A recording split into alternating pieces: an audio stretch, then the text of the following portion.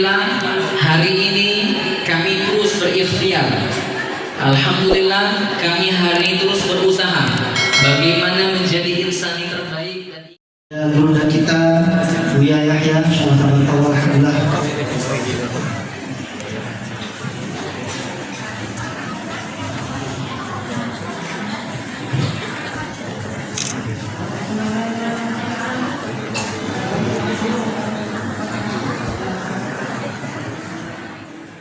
Wabarakatuh.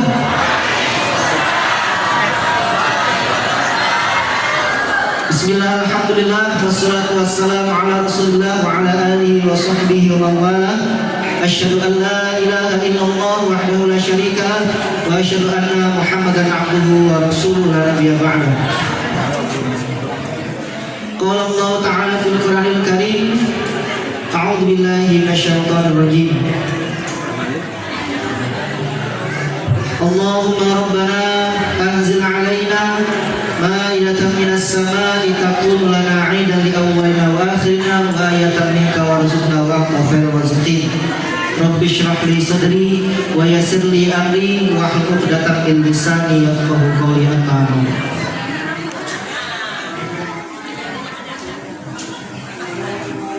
Yang terhormat, yang kami muliakan Gurunda kita Buya Yahya beserta rombongan yang telah hadir pada hari ini di kawasan Masjid Ismu Yahya.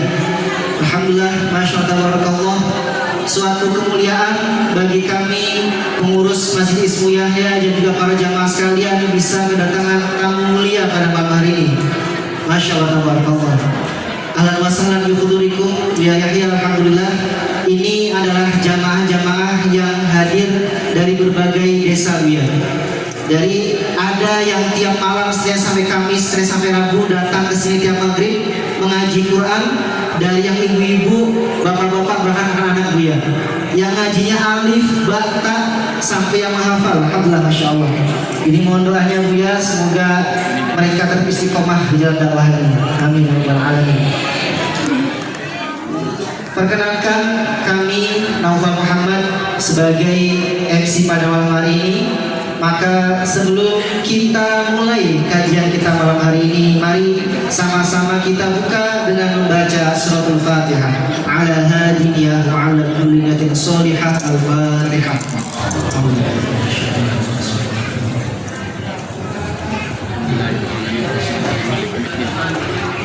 Iya.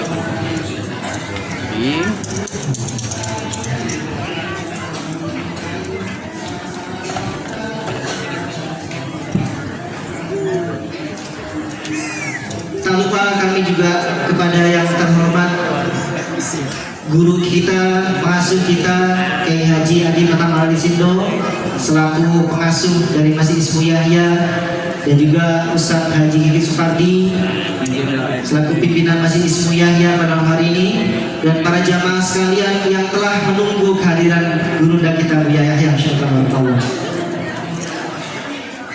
Tanpa panjang lebar, karena rasa-rasanya jamaah kita sudah menunggu tausiah dari Buya Yahya, betul? Masya Allah. Sehingga malam hari ini insya Allah tanpa mengurangi hormat, mari sama-sama kita dengarkan dengan khidmat. Mari sama-sama kita catat hal-hal yang penting yang akan disampaikan oleh guru kita yang mulia Buya Yahya. Ya. Kami juga menyapa sedikit sebentar kepada Al-Bahjah TV, para pendengar di Al-Bahjah TV dan juga Radioku ya, yang ada di Cirebon, Majalengka, Kuningan, dan seluruh cabang-cabang radio yang dimiliki oleh Al-Bahjah. Alhamdulillah. Tanpa mengurangi hormat kepada gurunda kita Buya Yahya, waktu dapat dipersilakan.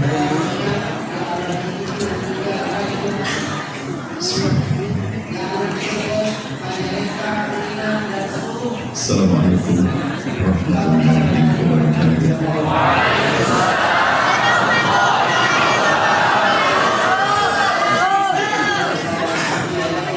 Alhamdulillah alladzi alafa baina qulubil mu'minin wa asbahu bi ni'matihi ikhwana wa وصلاة الله وسلامه على الرسول الكريم المبعوث رحمة للعالمين حبيبنا سيدنا محمد وعلى آله الطاهرين وأصحابه الطيبين والتابعين لهم بإحسان إلى يوم الدين. اللهم يا ربنا اجعلنا من المتحابين فيك ومن المتزاورين فيك ومن المتجالسين فيك ومن المتبادلين فيك إنك أنت على كل شيء قدير. اللهم يا ربنا طهر قلوبنا من الحقد والكبر والرياء والعجب وحب الدنيا.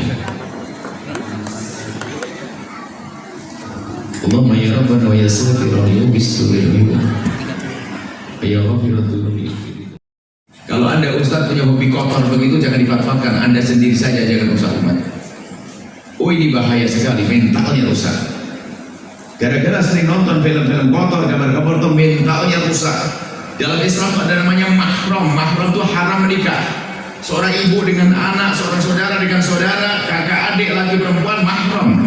Yang pada dasarnya mahram itu tidak akan syahwat. Nggak ada seorang anak syahwat dengan ibundanya, akan tapi hari ini gara-gara tontonan yang salah yang ditonton seorang anak mengintip ibunya lagi di kamar mandi. Hari ini pengakuan banyak. Dari mana itu semuanya? Seorang ayah syahwat dengan anak perempuannya, seorang adik syahwat dengan gara-gara tontonan. Maka jangan main-main urusan yang demikian ini. Ini bahaya sekali dan jangan meremehkan. Yang rusak mentalnya kelihatan manusia tapi otaknya sudah iblis. Belum lagi keindahan akan hilang di rumah. Dia akan memandang, oh istriku cuma begitu saja. Oh suamiku kalau lebih indah yang aku lihat. Bagaimana seorang laki-laki tiba-tiba berkata, aku tidak bisa berhubungan dengan istriku kecuali aku sudah nonton film kotor. Berarti yang menjadikan bagian syahwat bukan pasangannya, tapi tontonannya. Dan ini bahaya sekali. Dan jangan mau wahai suami jika ada istri untuk melihat yang demikian itu. Dan jangan mau wahai istri diajak suami menonton yang demikian itu biarpun alasan untuk membangkitkan syahwat. Dan Anda jangan ajari pasangan seperti itu. Karena apa? Diajari pulang-pulang nonton dengan suaminya. Untuk suaminya pergi, dia ingin melihat, nonton sendiri. Akhirnya apa? Meremehkan pasangan. Ini dari mata kotor hati. Sehingga dalam banyak riwayat tentang bahayanya pandangan kepada aurat, melihat aurat itu tiba-tiba menjadi nur iman itu dicabut. Sehingga seolah punya iman tapi tidak ada cahayanya. Tidak akan berpengaruh pada anggota tubuh untuk beribadah. Waspada wahai saudara-saudari dengan mata. Apa yang Anda lihat? Istighfar, Allah Maha Pengampun. Jangan ulang, jangan main-main. Semakin Anda menjaga mata Anda, semakin indah di pasangan Anda, semakin indah di rumah Anda. Apalagi yang masih bujang dan sebagainya akan semakin mudah untuk bisa menjauhi kemaksiatan. Tapi kalau diobral hati-hati, yang rusak mental. Seorang ibu syahwat dengan anaknya dan sebagainya. Naudzubillah, kerusakan di semesta ini, kerusakan di dunia ini, bukan lima kerusakan nanti di akhirat. Ini sekelumit kami sampaikan tentang urusan mata, zahir pandangan yang kita lihat. Makanya Anda sebagai seorang tua hati-hati memberikan media atau alat elektronik pada anak-anak Anda. Di beberapa pesantren ada beberapa anak melakukan satu pelanggaran syariat di pesantren-pesantren, sedang ternyata setelah dilacak adalah karena pernah dibebaskan oleh orang tuanya untuk nonton yang demikian. Orang tuanya nggak tahu karena diberi fasilitas. Dan rata-rata khususnya para pembimbing dan pendidik, kalau ternyata punya anak punya kelainan dalam perilaku akhlaknya tidak baik, itu tidak serta-merta. Khususnya zaman ini pembahasan semacam ini harus sering dihadirkan agar semua waspada. Dan urusannya hukuman dari Allah. Susah beribadah, mudah bermaksiat. Baik, ini adalah pandangan yang harus kita jaga dari mata kita tentang aurat. Aurat membangkitkan syahwat. Sekarang ada aurat yang lain lagi. Mari kita menjaga mata kita dari melihat aurat, artinya bukan aurat di situ.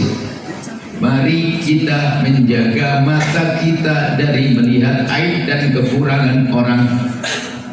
Maknawi, aurat maknawi. Aurat zahir tadi syahwat, yang bagian aurat maknawi.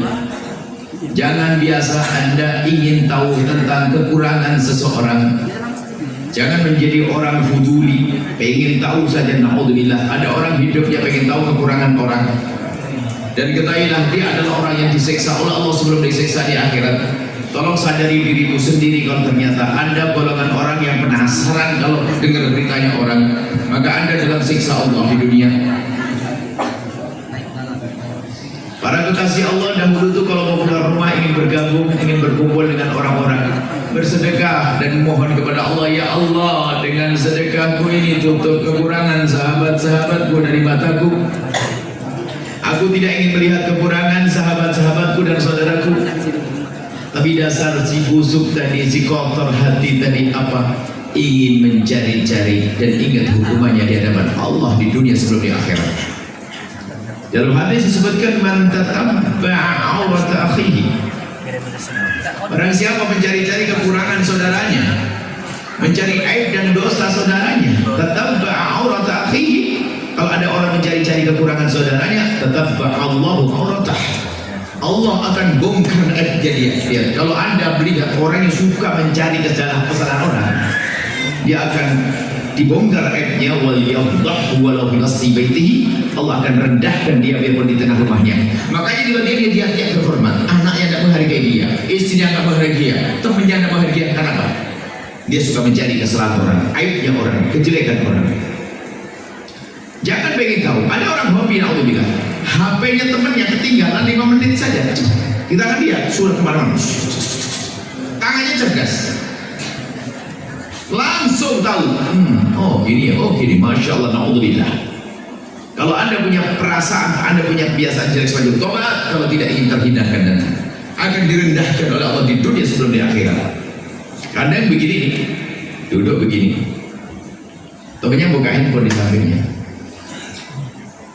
mungkin lagi WA dengan istrinya bagaimana, mungkin lagi ribut mungkin. Dia ngelirik lagi, sudah faham dan bisa nyimpulkan sama tafsirnya. Naudzubillah. Tapi hadir pengajian tidak paham.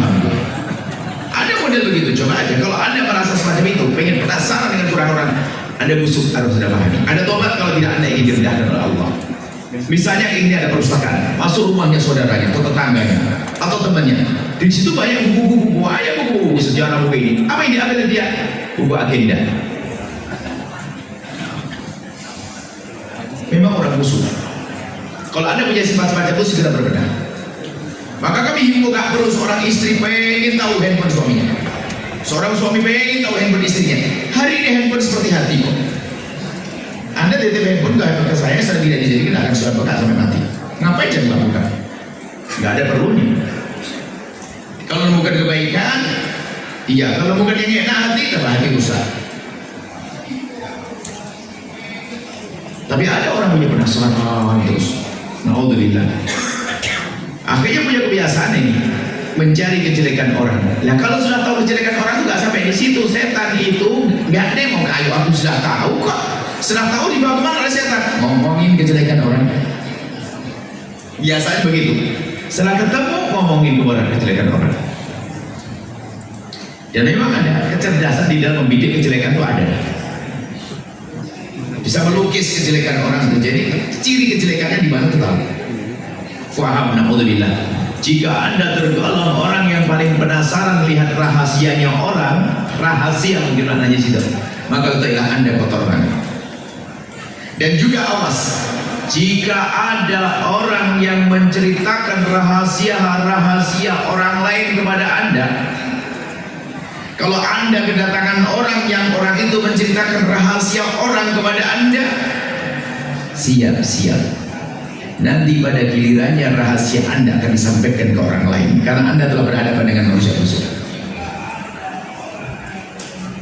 Jangan bangga kalau ada orang menceritakan rahasia orang kepada Anda. Suatu ketika giliran Anda akan dibongkar juga. Makanya jangan mau kalau ada orang menceritakan jelek orang, stop. Ini tempat bukan untuk itu, wahai hamba. Bukan untuk menceritakan kejelekan orang. Nah sekarang kalau seandainya kita sudah terlanjur melihat kejelekan orang, kita terlanjur tahu apa langkah kita. Pertama, pastikan Anda tidak cerita kepada siapapun dari bangsa manusia. Cukup antara engkau dan Anda dengan Allah, Anda dengan dia. Minta kepada Allah, ya Allah, itu temanku, itu saudaraku, ya Allah, melakukan satu kesalahan, melakukan dosa, ampuni dia. Contoh, mungkin ada seorang tokoh atau ustaz, ada orang mengadu karena ketidakpengertiannya, bercerita, ya ustaz, aku kepleset dalam zina ya ustaz, gimana cara tobat saya ustaz? Dia tidak ngerti. Padahal kalau mau tobat langsung tobat saja, nggak usah bercerita, cuma karena dia tidak mengerti. Lalu ngadu kepada satu ustaz, maka ustaz pun punya amanat, haram bercerita kepada siapapun, biar kepada istrinya. Ada orang ngadu kepada kami banyak, tapi spesial antara saya dengan dia. Nggak boleh saya ceritakan pada siapapun, haram. Dan jangan pengen menceritakan. Ini kalau sudah terlanjur kita melihat kekurangan orang, jangan menceritakan. Pengen tahu aibnya orang, sirnya orang, rahasianya orang, kejelekan. Ada kisah pada zaman Sayyidina Umar bin Khattab. Ada orang ngadu ke Sayyidina Umar, orang ini ya semangat, mungkin ada orang hari semangat amar ma'ruf nahi munkar gitu. Akan ada orang muda semangat amar ma'ruf nahi munkar, tapi kurang ilmu kan. Teriak-teriak bagaimana saudara. Ini ceritanya orang ini penasaran, tetangga itu ngapain sih? Jangan sampai saya punya tetangga nggak benar kan begitu. Rumah Arab itu ada rumah kehormatan, ada harim. Setiap rumah itu halamannya ada temboknya, tembok melingkar, jadi nggak ketahuan dari luar. Seandainya anak gadis kita buka kerudung pun nggak keluar dari luar. Rupanya ada satu orang itu tetangganya itu iseng, pengen tahu apa sih yang dikerjakan. Pas nengok ke atas lihat mabuk di situ. Kurang ajar ini. Mabuk tetangga saya ternyata. Datang ke Khalifah Umar bin Khattab, ya Khalifah, ini ada yang perlu dibenahi. Apa? Aku punya tetangga nggak benar, pemabuk rumahnya dia. Gimana ceritanya? Saya itu hanya sekedar feeling saja, mungkin bahasa gini, perasaan saya gini. Saya pengen lihat, akhirnya saya naik ke pagar, ternyata kelihatan Khalifah dia mabuk, dan saya melihat langsung dengan mata sendiri, bukan saya cerita, bukan saya dengar cerita, saya melihat dengan mata kepala saya sendiri.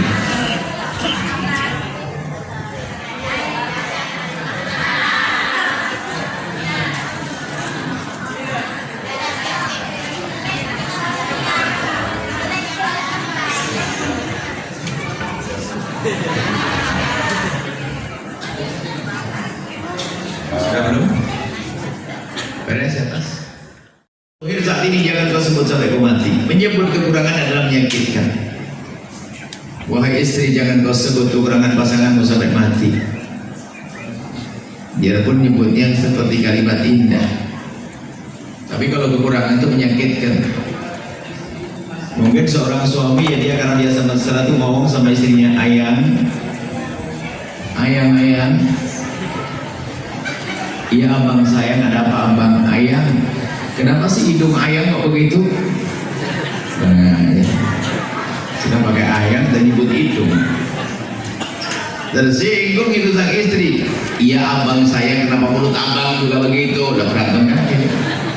Menyebut kekurangan adalah bukan sebuah kehebatan.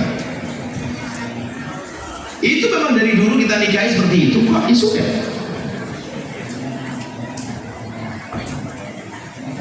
Ini apalagi dengan pasangan, apalagi dengan orang. Kebiasaan yang menjadi masalah, kebiasaan jelek itu, kebiasaan ngomong jelek juga. Ngomong ketemu orang itu gak bisa melihat sisi baiknya. Kenapa kok kurus banget kamu? Kenapa kok kamu gemuk banget? Kenapa sebelumnya kok ini itu? Kan ada omongan yang lain. Coba, kalau ada ketemu manusia begitu, memang suka kacel gitu orang. Kenapa? Kok kurus banget kamu? Ya Allah, semakin hitam kamu. Lidah jelek, kan masih ada sisi lain yang bisa kita sebut. Kenapa kamu jangan kesini, Masya Allah? Kan bisa saja. Ini perlu, makanya apa? Kotoran. Makanya yang di mimbar, orang suka teriak, nyaci sana, nyaci sini. Kalau ada yang tahu di rumahnya itu, sila nyaci istrinya juga itu. Karena kebiasaan, karakter, sifat jelek, nempel pada dirinya. Makanya yuk kita sekarang berlatih untuk tidak mencaci, untuk tidak melihat kekurangan seseorang. Dan setelah kita melihat kekurangan seseorang, tolong jangan ceritakan kepada siapapun. Ini perlu kita belajar, perlu waktu, dan kita perlu serius dalam hal ini. Kemudian ini jangan membicarakan, ya, jangan tutup.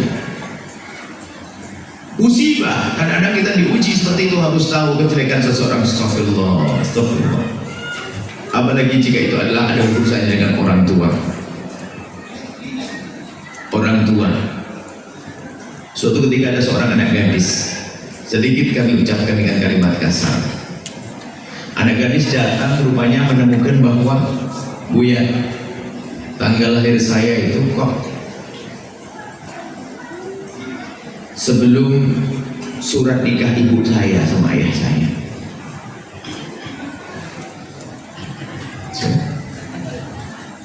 Jadi tanggal lahir saya itu ternyata adalah sebelum surat nikah ibu dan bapak saya. Saya nggak kasih jawaban, kau belajar bersih hati, kau kurang ajar sama bapak ibumu. Bisa jadi orang nikah hari ini suratnya selesai tahun depan dan 2 tahun yang akan datang. Banyak semacam itu. Kenapa kok sampai kamu bilang gitu? Yang menjadi masalah, kenapa kok kamu sampai ke situ? Kenapa kok sampai punya pikiran jelek seperti itu? Karena biasa prasangka buruk sama orang. Sampai ibunya diprasangka buruk. Prasangka buruk itu ada tahapannya. Pertama dengan kawan, dengan orang yang kita muliakan. Sampai berani prasangka buruk kepada baginda Nabi SAW. Dia ada seorang punya hafalan Quran dia, sampai dikatakan sudah 18 atau 28. Hafalan Qurannya kuat dia. Bahkan dia mengajar guru agama di kota tersebut, di negeri, bukan orang Indonesia, orang Arab. Dia mengajar guru agama. Gara-gara dia prasangka dengan baginda Nabi tentang kisah Sayyidah Zainab. Lalu dia mengatakan, duh kok gitu Nabi Muhammad, gitu dong. Subhanallah, setelah berapa bulan dia murtad, sampai hari ini orang itu terkenal kemurtadannya. Dan kalau anda duduk dengan dia kalah dan berdalil, Quran hafal normal, kuat betul hafalannya, gara-gara suudon, prasangka buruk, Allah hukum dengan murtad. Karena dia sering membaca, rupanya dia sering bacanya salah, rupanya membaca Islam versi orang musuh Islam. Pas kebetulan kisah Sayyidina Nabi yang menikah dengan Sayyidah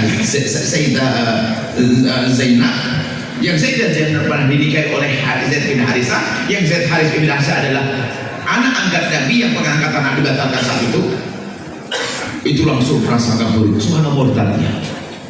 Makanya jangan memulai dengan siapapun prasangka buruk, gak boleh. Menduga-duga yang jelek gak boleh. Bahkan kalaupun kejelekan sudah kita lihat, bagaimana kita bisa melupakannya. Minta kepada Allah, ya Allah, lupakan. Saya telah melihat kekurangan fulan. Apalagi kadang membayangkan kekurangan gurunya, kekurangan ibundanya, kekurangan ayahandanya. Masya Allah, nasi buruk orang.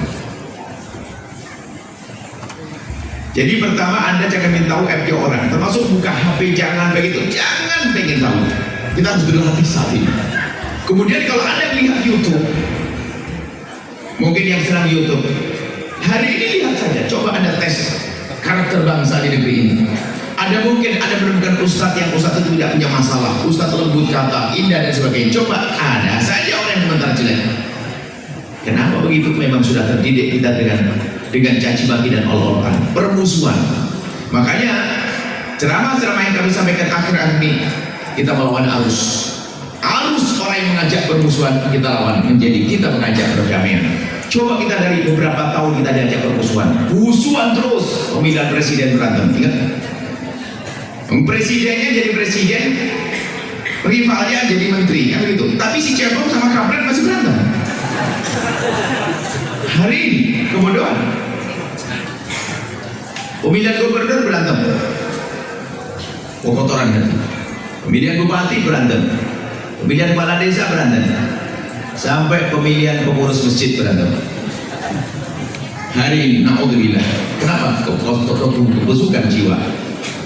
Maka ayo kita menyerukan perdamaian, kedamaian harus. Makanya dimulai dari mana agar kita tidak senang bicarakan orang, jangan pengen tahu kejelekan orang dong. Kalau kita sudah punya modal tahu kejelekan orang, pasti ngomongin. Dan yang sudah terlanjur tahu kekurangan orang, Anda bisa menangis.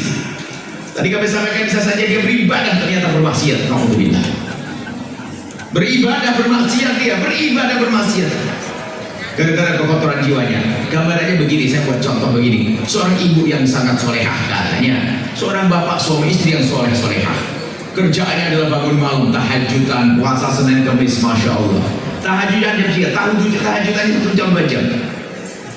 Jam 3 setengah 4 selesai tahajud.